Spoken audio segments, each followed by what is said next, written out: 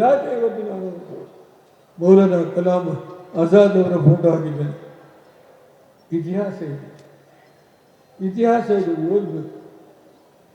ನಮ್ಮ ಸ್ನೇಹಿತರುಗಳು ಬಂದು ಬೇರೆ ಹೆಸರು ಇಡಬೇಕು. ನೋ, ಮೌಲಾನಾ ಕಲಾಂ ಆಜಾದ್ ಅವರ ಫೋಟೋ.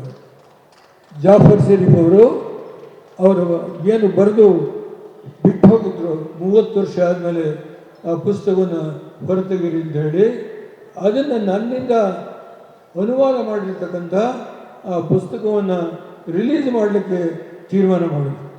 ವಿಧಿ ಎಳ್ಕೊಂಡು ಹೋಯ್ತು. ತೀರೋದ ಮನುಷ್ಯ ಓದು. ನಾನು ಕಾಂಗ್ರೆಸ್ ಬಗ್ಗೆ ನಿಂದನೆ ಮಾಡಲ್ಲ, ಆದರೆ ದುರ್ದೈವ ಇದೆ.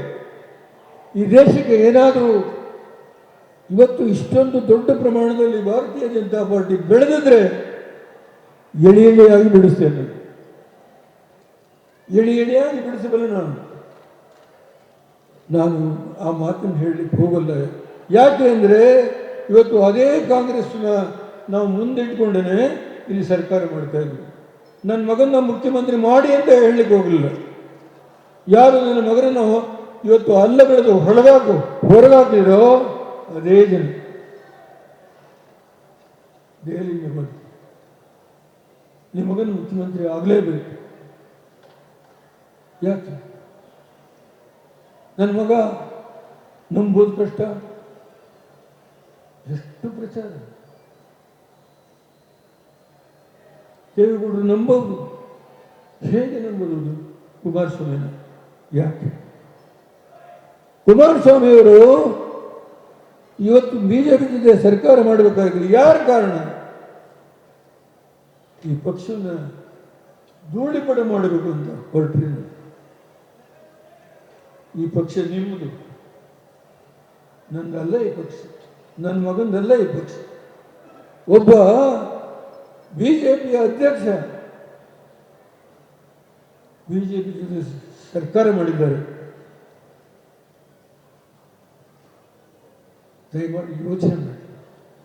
ದತ್ತಪೀಠದ ಬಗ್ಗೆ ಉಲ್ಲಂಘನೆ ಮಾಡಿ ನಾನು ಹೋಗ್ತೀನಿ ಅಂದಾಗ ಅವತ್ತು ಸದಾನಂದ ಗೌಡರನ್ನ ಜೈಲಿಗೆ ಹಾಕಿದ್ರು. ಹೇಳಿ, ಅದೇ ಕಾಂಗ್ರೆಸ್ ಅಧಿಕಾರ ನಡೆಸ್ತಾ ಇದ್ದಾಗ ಆ ಸರ್ಕಾರದ ಲಾ ಮಿನಿಸ್ಟ್ರು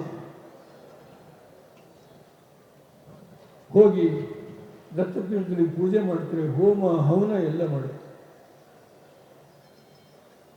ನೀವು ಈ ಕಾಂಗ್ರೆಸ್ಸಿನ ನಂಬಿ ನನ್ನ ಮಗ ಬಿಜೆಪಿ ಜೊತೆ ಹೋದರೆ 2 ಮರ್ಡರ್ ಧಾರವಾಡದಲ್ಲಿದ್ದು ಫೋನ್ ಮಾಡಿ, ಏನಪ್ಪ ನಿನಗೆ ವರದಿ ಬರ್ತಾ ಇಲ್ವಾ? ಓಡಬೇಕು ಮಂಗಳೂರು. ಹೋದ್ ಅಲ್ಲಿ ಆದಂಥ ಎಲ್ಲ ಘಟನೆ ನೋಡಿ ಏನು ಕ್ರಮ ತಗೋಬೇಕು ತಗೊಂಡು ಅವ್ರ ಸರ್ಕಾರ ಉಳಿಲಿ ಹೋಗಲಿ ತನ್ನ ಒಂದು ಬದ್ಧತೆ ಮುಸಲ್ಮಾನ ಬಂಧುಗಳಿಗೆ ರಕ್ಷಣೆ ಕೊಡಬೇಕು. ನಾನು ನಿನ್ನ ಮಗನ್ನ ಮುಂದೆ ಇಟ್ಕೊಂಡು ಮಾತಾಡ್ಲಿಕ್ಕೆ ಬಂದಿದ್ದೆ. ಯಾಕೆ? ಈ ಕುಟುಂಬ ಇದೆಯಲ್ಲ, ಇದು ನಮ್ಮ ಆಸ್ತಿ ಅಂತ ನೀವು ಹೊರಬೇಕು. ನಿಮ್ಮ ಮೇಲೆ ಜವಾಬ್ದಾರಿ. ದೇಶ ಮುಂದೆ ಏನು ಇವತ್ತು ಹೂ ಈಸ್ ಆಫ್ಟರ್ ಮೋದಿ ಅಂತ ಹೇಳ್ತಾರೆ. Who is after Modi? ಉತ್ತರ ಇದೆಯಾ? ಪ್ರಶ್ನೆ ಬೇಡ. ಯಾರು ಬೇಕಾದರೂ ಆಗ್ಬೋದು. ಭಾರತ ಅಂದರೆ ಮಕ್ಕಳು 120 ಕೋಟಿ ಜನವನ್ನ ಆ ತಾಯಿ ಹಡೆದಿದ್ದಾಳೆ. ಯಾರಾದರೂ ಆಗ ಸ್ವಾರ್ಥ ಇಲ್ಲ. ನಾಳೆ ಮಮತಾ ಬ್ಯಾನರ್ಜಿಯವರು ನೀವು ಬರಲೇಬೇಕು ಈ ಸಭೆಗೆ ಹೇಳಿದ್ದಾರೆ. ನನಗೆ ವಯಸ್ಸು ಲೆಕ್ಕ. ಈ ದೇಶಕ್ಕೆ ಈ ಒದಗಿರತಕ್ಕಂಥ ಈ ಗಂಡಾಂತರ ಇದೆಯಲ್ಲ, ಇದನ್ನು ತಪ್ಪಿಸೋದು ಹೇಗೆ ಅನ್ನೋದನ್ನು ಪ್ರತಿ ಕ್ಷಣದಲ್ಲಿ ಯೋಚನೆ ಮಾಡ್ತೇನೆ. ನನಗೆ ಇಷ್ಟೊಂದು ವ್ಯಾಮೋಹ ಇದೆ. ಯಾಕೆ? ಆ ಸ್ಥಾನದಲ್ಲಿ ಕೂತು ನೋಡಿದ್ದೆ ನಾನು. ದೊಡ್ಡ ವಿಷಯ. ಕಾಶ್ಮೀರದಲ್ಲಿ ಕಳೆದ 4 ವರ್ಷದಲ್ಲಿ ಇವತ್ತು ಯಾವ ಸ್ಥಿತಿಯಲ್ಲಿದೆ? ಎಲ್ಲಿ ಅತ್ಯಂತ ಶಾಂತಿಯ ವಾತಾವರಣದಲ್ಲಿ ನಾನು ಚುನಾವಣೆ ನಡೆಸಿದ್ದು, ಅಲ್ಲಿ 144ನೇ ಸೆಕ್ಷನ್ ಜಾರಿ, ಇವತ್ತು ಗವರ್ನರ್ ರೂಲು, ಇವತ್ತು ದಿನ ಮೃತ್ಯು. ಇಲ್ಲ ನಮ್ಮ ಸೈನಿಕರು ಸಾಯ್ತಾರೆ, ಇಲ್ಲೇನು ಉಗ್ರವಾದಿಗಳು ಅಂತ ಹೇಳ್ತೀವಿ. ನಾನು ಎಲ್ಲ ನೋಡಿದ್ರು ಉಗ್ರವಾದಿಗಳು. ಇದು ಬರಲಿಕ್ಕೆ ಯಾರು ಕಾರಣ? ನನ್ನ ದೇಶದ ಯಾವಾಗ ಇವತ್ತು ದೇಶ ವಿಭಜನೆ ಆಯಿತು, ಇಲ್ಲಿ ಯಾರು ಉಳಿದ್ರು ಅವರು ದೇಶದ್ರೋಹಿಗಳಲ್ಲ. ಯಾರೋ ಹೊರಗಡೆಯಿಂದ ಬಂದರು, ಇಲ್ಲಿ ಏನೋ ಒಂದು ಘಟನೆ ನಡೀತು, ತಾಜ್ ಹೋಟೆಲ್ ಮೇಲೆ ಬಾಂಬನ್ನು ನಡೆಸಿದ್ದು ಯಾರು? ನಮ್ಮ ದೇಶದ ಮುಸ್ಲಿಮರ? ನನ್ನ ರಾಷ್ಟ್ರದ ಮುಸಲ್ಮಾನ್ ಬಂಧುಗಳ? ಅಲ್ಲ. ಎಲ್ಲಿಂದ ಬಂದರು? ಪಾಕಿಸ್ತಾನದ ಬಂದರು, ಸಮುದ್ರದಲ್ಲೇ ಬಂದರು ಹೊಡೆದು. Are you going to blame Muslims for stayed in 1947 division ಆದಮೇಲೆ? ಯೋಚನೆ ಮಾಡಿ, ದಯಮಾಡಿ ಯೋಚನೆ ಮಾಡಿ. ನನ್ನ ಇಳಿ ವಯಸ್ಸು, ಈ ದೇಶ ಉಳಿಬೇಕು. ಯಾರಿಗೋಸ್ಕರ? ಸುಮಾರು 30 ಕೋಟಿ 35 ಕೋಟಿ ಅಲ್ಪಸಂಖ್ಯಾತರಿದ್ದಾರೆ, ಕ್ರಿಶ್ಚಿಯನ್ಸ್ ಇದ್ದಾರೆ, ಯಾರಿಗೋಸ್ಕರ? ಜೈನ್ಸ್ ಇದ್ದಾರೆ, ಪಾರ್ಸೀಸ್ ಇದ್ದಾರೆ. ನಾನೊಬ್ಬ ಹಿಂದೂ, ಹೌದು, ಎಲ್ಲ ದೇವಸ್ಥಾನಕ್ಕೆ ಹೋಗ್ತೇನೆ, ಅಜ್ಮೀರ್ಗೂ ಹೋಗಿದ್ದೇನೆ, ಗೋಲ್ಡನ್ ಟೆಂಪಲ್ಗೂ ಹೋಗಿದ್ದೇನೆ, ಶೃಂಗೇರಿಗೂ ಹೋಗ್ತೇನೆ, ಎಲ್ಲ ಕಡೆ ಹೋಗ್ತೇನೆ. ಆದರೆ ಯಾವ ಅಂಬೇಡ್ಕರ್ ಬರೆದು ಹೋದಂಥ ಕಾನೂನಿನ ವ್ಯಾಪ್ತಿನಲ್ಲಿ ಮುಖ್ಯಮಂತ್ರಿ ಅಥವಾ ಪ್ರಧಾನಮಂತ್ರಿಯಾಗಿ ನಾವು ಅಧಿಕಾರವನ್ನು ಈ ರಾಷ್ಟ್ರದಿಂದ ಕೊಡ್ತಾರೋ ನಮ್ಮ ಕೈ ರಾಷ್ಟ್ರದ ಮಹಾಜನತೆ, ಅದನ್ನು ಹೇಗೆ ಬಳಕೆ ಮಾಡಬೇಕು ಅನ್ನೋ ಅಸ್ತ್ರವನ್ನು ಯಾವ ರೀತಿ ಬಳಕೆ ಮಾಡಿಕೊಳ್ಬೇಕು ಅನ್ನೋದು ಆ ಪ್ರಜ್ಞೆ ಇರಬೇಕು ದೇಶ ಆಡೋದು. ನನ್ನ ಸೋಲ್ಸಿದೆ 1999 ಮೊದಲನೇ ಬಾರಿ ಸೋತೀನಿ. ನಾನು ಅಧಿಕಾರ ಬಿಡುವಾಗ 97 ಫೆಬ್ರವರಿ 11ನೇ ತಾರೀಕು ರಾತ್ರಿ 12 ಗಂಟೆ ಅಧಿಕಾರ ರಾಜೀನಾಮೆ ಕೊಡಬೇಕು. ವಾಜಪೇಯಿ ಹೇಳ್ತಾರೆ, ದೇವೇಗೌಡರೇ ಈಗಲೂ ನಾನು ನಿಮಗೆ ಸಹಾಯ ಮಾಡ್ತೀನಿ, ನಿಮ್ಮ ಸರ್ಕಾರ ಉಳಿಸ್ತೀನಿ. ನಾನು ಪವರ್ ಹಂಗ್ರಿ ಪಾಲಿಟಿಷಿಯನ್ ಅಲ್ಲ, ನಾನು ಅಧಿಕಾರದ ಬೆನ್ನತ್ತಿ ಹೋಗುವ ದೇವೇಗೌಡ ಅಲ್ಲ. ನಾನು ಎಷ್ಟು ಎದೆ ಬಗೆದು ತೋರಿಸ್ಬಿಡ್ಬೇಕಾ? ಜೀವನದಲ್ಲಿ ಅಧಿಕಾರ ಮುಖ್ಯ ಅಲ್ಲ. 58 ವರ್ಷದಲ್ಲಿ ನಾನು ಅಸೆಂಬ್ಲಿಗೆ ಎಂಟರ್ ಆದೆ. 10 ತಿಂಗಳು ಪ್ರಧಾನಮಂತ್ರಿ, ಆಕಸ್ಮಿಕ 1 ವರ್ಷ ಮುಖ್ಯಮಂತ್ರಿ, ಅದು ಜಗಳ ಹೊಡೆದಾಟ. 5 ವರ್ಷ ನೀರಾವರಿ ಮಂತ್ರಿ, 3 ಸಾರಿ ರಾಜೀನಾಮೆ ಕೊಟ್ಟು. ಯೋಚನೆ ಮಾಡಿ, ಇನ್ನು ಯಾಕೆ ಈ ವಯಸ್ಸಿನಲ್ಲಿ ಹೋರಾಡಬೇಕು? ಈ ದೇಶದ ಆಡಳಿತ ನಡೆಯುವ ವಿದ್ಯಮಾನಗಳನ್ನು ನೋಡ್ತಾ ಇದ್ದೇನೆ, ಮನಸ್ಸಿಗೆ ನೋವು. 2002ರಲ್ಲಿ ನಾನು ಸೋತನ್ನು ಗೆಲ್ಲಿಸಿದ್ರೆ ನೀವು ಕನಕಪುರದಲ್ಲಿ ಎಲ್ಲ ಮುಸಲ್ಮಾನ್ ಬಂಧುಗಳು ಸಹಾಯ ಮಾಡಿದರು, ನನಗೇನು ಮೋಸ ಮಾಡಬಾರ್ದು. ಅವತ್ತು ಹೋದೆ ನಾನು 28 ಫೆಬ್ರವರಿ 2002 ಒತ್ತು ಬಿಡ್ತೀನಿ. ಅವತ್ತೇ ಏನು ಅಯೋಧ್ಯೆಗೆ ಹೋಗಿದ್ದ ಕಾರ್ ಸೇವಕರು ಅವ್ರು ಬರುವಾಗ ಟ್ರೈನ್ನಲ್ಲಿ ಒಂದು ಘಟನೆ ನಡೀತು. ಹೇಗೆ ನಡೀತು ಅನ್ನೋದು ನಾನು ಹೇಳಿ ತಯಾರಾಗಿ ವಾಜಪೇಯಿ ಅವರಿಗೆ ಪತ್ರ ಬರೆದಿದ್ದೆ. ಇದು ಸುಪ್ರೀಂ ಕೋರ್ಟ್ ಸಿಟ್ಟಿಂಗ್ ಜಡ್ಜಿಂದ ಅದಕ್ಕೆ CBI ಒಂದು ಸಹಕಾರ ಕೊಟ್ಟು ಸಂಪೂರ್ಣವಾಗಿ ತನಿಖೆ ಆಗಬೇಕು. ಉತ್ತರ ಇಲ್ಲ. 6ನೇ ತಾರೀಕು ಪತ್ರ ಬರೆದಿದ್ದೇನೆ, ಮಾರ್ಚ್, ಉತ್ತರ ಇಲ್ಲ. 10ನೇ ತಾರೀಕು ಮಾರ್ಚ್ ಬರೆದಿದ್ದೇನೆ, ಉತ್ತರ ಇಲ್ಲ. ಅವತ್ತು ಮುಖ್ಯಮಂತ್ರಿಗಳು ಮೋದಿಯವರು ಒಬ್ಬ ಹೈಕೋರ್ಟ್ ರಿಟೈರ್ಡ್ ಜಡ್ಜಿನ ನೇಮಕ ಮಾಡ್ತಾರೆ. ನಾಮಕಾವಸ್ಥೆ ವಿಚಾರ ಮನಸ್ಸು ತಡೀಲಿಲ್ಲ. 13 ರಿಲೀಫ್ ಕ್ಯಾಂಪ್ಗಳಿಗೆ ಹೋದೆ. ರಾಜ್ಯ ಸರ್ಕಾರ ಯಾವುದೇ ರಕ್ಷಣೆ ಕೊಡಲಿಲ್ಲ, ಯಾವುದೇ ರಕ್ಷಣೆ ಕೊಡಲಿಲ್ಲ. ನಾನು ಹೋದರೆ ನಮ್ಮ ಎಸ್ ಪಿ ಜಿಯವರು ಇಷ್ಟು ಸೈಜಿನ ಕಲ್ಲನ್ನು ಹೊಡಿದ್ದಾರೆ. ಮೋದಿಯವರಿಗೆ ನಾನು ಸವಾಲು ಹಾಕೋದಿಲ್ಲ, ಯಾರು ಈ ಸಿಚುವೇಶನ್ ಕ್ರಿಯೇಟ್ ಮಾಡಲಿಕ್ಕೆ. 2,000 ಜನ ಹೆಣ್ಣು ಮಕ್ಕಳು, 12 ರಿಲೀಫ್ ಕ್ಯಾಂಪ್, ಕುರಿಗಳನ್ನ ತುಂಬಿದ್ದಾರೆ. ಒಬ್ಬ ದೇಶದ ಮಾಜಿ ಪ್ರಧಾನಮಂತ್ರಿ ಹೋಗಲಿಕ್ಕೆ ಅವಕಾಶ ಬೇಡ, ಹೋದೆ. ನನಗೆ ಪ್ರಾಣದ ಮೇಲೆ ಲೆಕ್ಕ ಇಲ್ಲ. ಒಂದು ಕಡೆ ಹಿಂದೂ ಗುಂಪನ್ನು ಇಟ್ಟಿದ್ದಾರೆ, 12 ಕಡೆ ಮುಸ್ಲಿಂ ಗುಂಪು, 8,000 10,000 ತುಂಬಿದೆ. ಅಂಥ ದೃಶ್ಯವನ್ನು ನೋಡಿದೆ.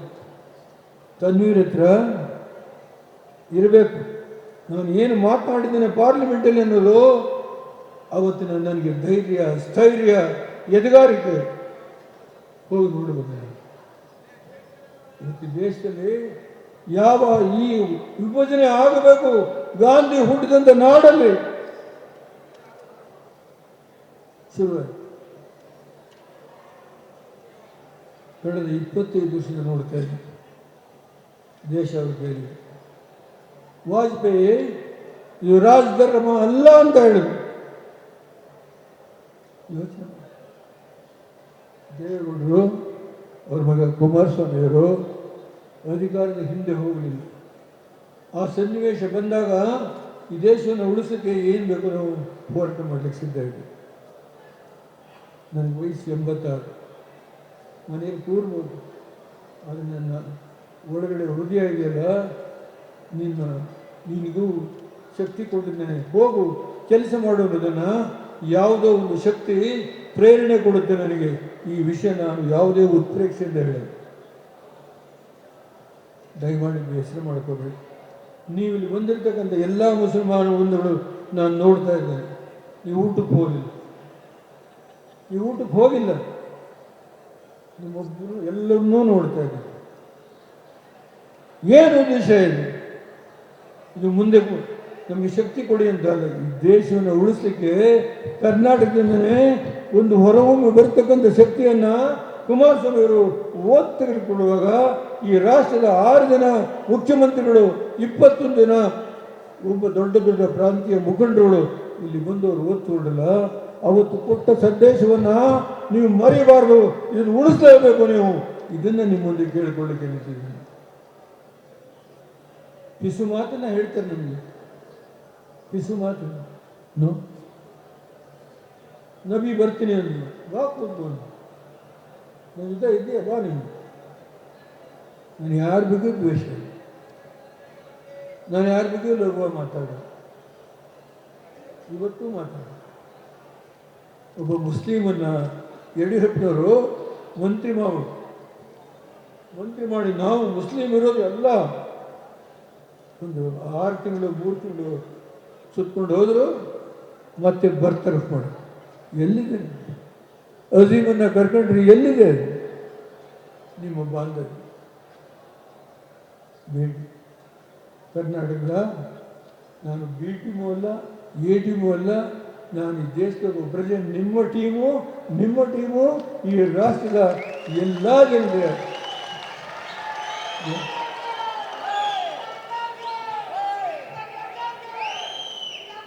ನಾನು ಕೇವಲ ಮುಸ್ಲಿಮರಿಗೋಸ್ಕರ ಬಿಡ್ತಾ ಇದ್ದೇನೆ ಅಂತೇಳಿ ಭಾವಿಸಬಾರ್ದು. ಕೈ ಮುಗಿದು ಪ್ರಾರ್ಥನೆ, ಕೈ ಮುಗಿದು ಬರೀ ಮುಸ್ಲಿಮರಿಗೋಸ್ಕರಲೇ ಹೋರಾಡಿದ್ದೀನಿ ಅನ್ನೋದು ಬೇಡ. ದಯಮಾಡಿ 19 ಚರ್ಚನ್ನು ಹೊಡೆದರು, ಬೈಬಲ್ ಸುಟ್ಟರು, ಸ್ಟೀನ್ಸ್ 3 ಮಕ್ಕಳನ್ನ 2 ಮಕ್ಕಳನ್ನ ಜೀವಂತ ಸುಟ್ಟರು. ಒರಿಸ್ಸಾದ ಕಾಂಗ್ರೆಸ್ ಮುಖ್ಯಮಂತ್ರಿ 10 ಜನ ಹೆಣ್ಣು ಮಕ್ಕಳು ನನ್ಸನ್ನ ರೇಪ್ ಮಾಡಿದ್ರು. ಅಲ್ಲಿ ಕಾಂಗ್ರೆಸ್ ಮುಖ್ಯಮಂತ್ರಿ. ಗುಜರಾತಲ್ಲಿ ಬಿಜೆಪಿ ಮುಖ್ಯಮಂತ್ರಿ 19 ಚರ್ಚನ್ನು ಹೊಡೆದ್ರು, ಬೈಬಲ್ ಸುಟ್ಟು. ಕೂಡಲಿಲ್ಲ ಅವತ್ತು ನಾನು ಪ್ರಧಾನಮಂತ್ರಿ ಅಲ್ಲ, ನಾನು ಒಬ್ಬ ಲೋಕಸಭಾ ಸದಸ್ಯ. 19 ಪ್ರದೇಶಗಳಿಗೆ ಹೋದೆ, ಭೂಪಾಲ್ಗೆ ಹೋದೆ. ಏಕೆ ಈ ಕ್ರಿಶ್ಚಿಯನ್ರ ಬಗ್ಗೆ ಇಷ್ಟೊಂದು ಅತ್ಯಾಚಾರ, ಇದರ ಬಗ್ಗೆ ಇಷ್ಟೊಂದು ಆಕ್ರೋಶ? ದೊಡ್ಡ ಹೋರಾಟ. ಎಲ್ಲಿ ಯಾರು ತಪ್ಪಿ ನಡೀತಾರೋ ಸಹಿಸ್ಕೊಳ್ಳೋದಿಲ್ಲ. ನಾವೆಲ್ಲ ಭಾರತಾಂಬೆ ಮಕ್ಕಳು, ತುಂಬ ಮಾತನಾಡಬಲ್ಲ. ಊಟ ಎಲ್ಲ ಹಬ್ಬದಲ್ಲಿ 1 ತಿಂಗಳು ಉಪವಾಸ ಮಾಡ್ತೀವಿ.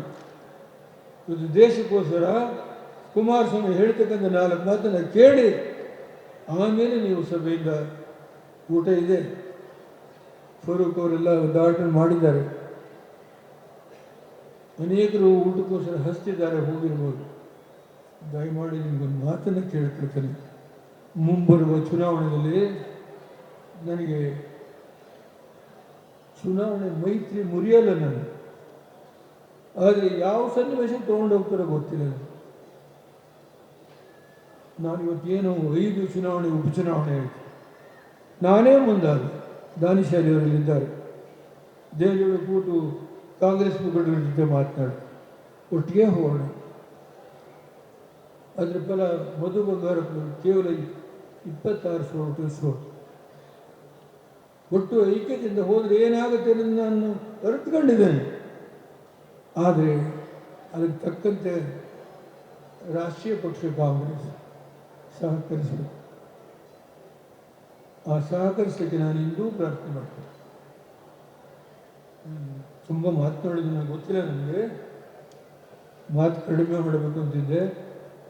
ಒಂದು ಕೊನೆಯ ಮಾತನ್ನು ಹೇಳ್ತೇನೆ. ಈ ರಾಷ್ಟ್ರದಲ್ಲಿ ಜಾತ್ಯತೀತ ಜನತಾದಳ ಈ ರಾಷ್ಟ್ರದಲ್ಲಿ ಉಳಿಬೇಕು, ಬೆಳಿಬೇಕು ಅನ್ನೋದಾದರೆ ನಿಮ್ಮಿಂದ ಸರ್, ನಿಮ್ಮಿಂದ ಸರ್.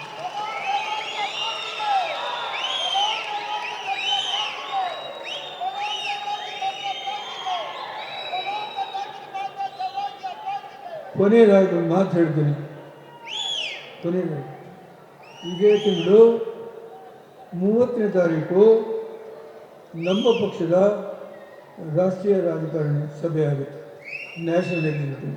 29 30ನೇ ತಾರೀಕು ಇದೇ ಪ್ರದೇಶದಲ್ಲಿ ಸುಮಾರು 2 ಲಕ್ಷ ಜನ ಸೇರಿಸಿ ಏನೇನು ಮಾಡಿದೆ ಕುಮಾರಸ್ವಾಮಿಯವರು ಇದೆಲ್ಲವನ್ನೂ ತಿಳ್ಕೊಂಡಿದ್ದಾರೆ. ದಯಮಾಡಿ ನನ್ನ ನಾಡಿನ 6.5 ಕೋಟಿ ಜನತೆಯಲ್ಲಿ ಪ್ರಾರ್ಥನೆ ಮಾಡ್ತೇನೆ. ಇದು ಒಂದು ಯಾವುದೋ ರಾಜಕೀಯ ಸ್ಥಾನದಲ್ಲಿ ಕೂತು ವ್ಯಕ್ತಿಗತವಾಗಿ ನಾವೇನು ಸಂಪಾದನೆ ಮಾಡಬೇಕಾದ್ದೇನಿಲ್ಲ. ನೀವು ಕೊಟ್ಟ ಬೆಂಬಲ, ನಿಮ್ಮಿಂದ ಬರುವ ರಾಜಕೀಯ ಶಕ್ತಿ ನಿಮಗೇ ಬಳಕೆ ಮಾಡ್ತೇನೆ ಈ ವಯಸ್ಸಿನಲ್ಲಿ, ಬೇರೆ ಯಾರಿಗೂ ಅಲ್ಲ ಅನ್ನೋ ಮಾತನ್ನು ಹೇಳಿ ನಿಮ್ಮೆಲ್ಲರಿಗೆ ಕೈಮೂದು ಪ್ರಾರ್ಥನೆ ಮಾಡ್ತೇನೆ. ಮಾಧ್ಯಮ ಸ್ನೇಹಿತರಿಗೂ ಕೈಮೂದು ಪ್ರಾರ್ಥನೆ. ಸರ್ವರಿಗೂ ನಮಸ್ಕಾರ.